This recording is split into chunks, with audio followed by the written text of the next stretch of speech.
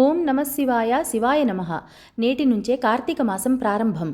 పరమ పవిత్రమైన కార్తీక మాసంలో మహానంది పుణ్యక్షేత్ర దర్శనం అత్యంత పుణ్యఫలం.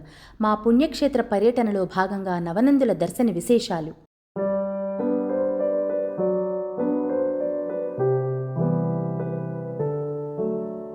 నవనందులలో మొదటిది ప్రమథనంది. దీనినే పద్మనంది అని కూడా అంటారు.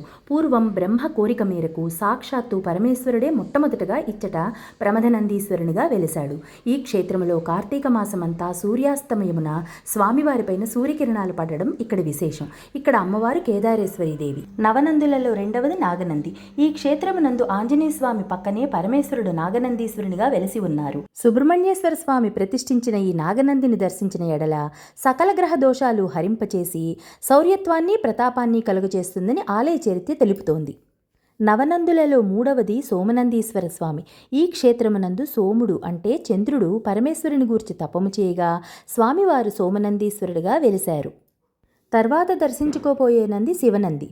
ఈ గుడి చాణక్య మహారాజు సంతాన భాగ్యము కోరి స్వామివారిని పూజింపగా మహారాజుకి స్వప్న దర్శనమిచ్చి అందులో 72 అడుగుల లింగ రూపంలో వెలిసి ఉన్నానని, అక్కడే గుడి కట్టించిన ఎడల నీకు సంతానము కలుగుతుందని చెప్పి స్వామివారు అంతర్ధానమయ్యారట. అప్పుడు కట్టిన ఆలయమే ఈ శివనంది. ఈ శివలింగానికి బ్రహ్మసూత్రం అనేది కూడా మనకు కనిపిస్తుంది. పూర్వము పాండవులు అరణ్యవాసం చేసే సమయంలో వారు మహానందిలో పలుచోట్ల శివలింగములను ప్రతిష్ఠించారట. ఇప్పుడు మనం చూస్తున్న ఈ శివలింగము సహదేవుని చేత ప్రతిష్ఠింపబడినది. ఈ శివలింగము నకులునిచే ప్రతిష్ఠింపబడినది. ఇది పాండుమధ్యముడు గాంధీవధారి అయిన అర్జునుడు ప్రతిష్ఠించిన లింగము.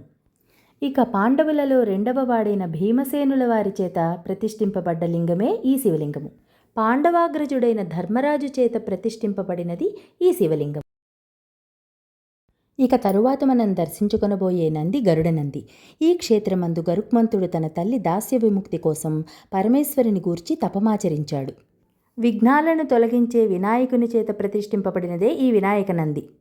దక్షిణ భారతదేశంలో కొలువైన పవిత్ర పుణ్యక్షేత్రాలలో ఒకటైన అతి పురాతన దేవాలయం ఈ మహానంది పుణ్యక్షేత్రం.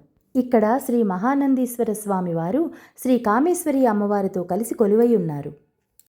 నవనందులలో ఆఖరిదైన సూర్యనంది క్షేత్రము సూర్యభగవానుడు పరమశివుని కొరకు తపస్సు చేసిన ప్రదేశం. ప్రతిరోజు ఉదయం సమయంలో ఈ స్వామివారిపై సూర్యకిరణాలు తాకడం అద్భుతం. ఇంతటితో మహానంది యాత్ర సంపూర్ణం.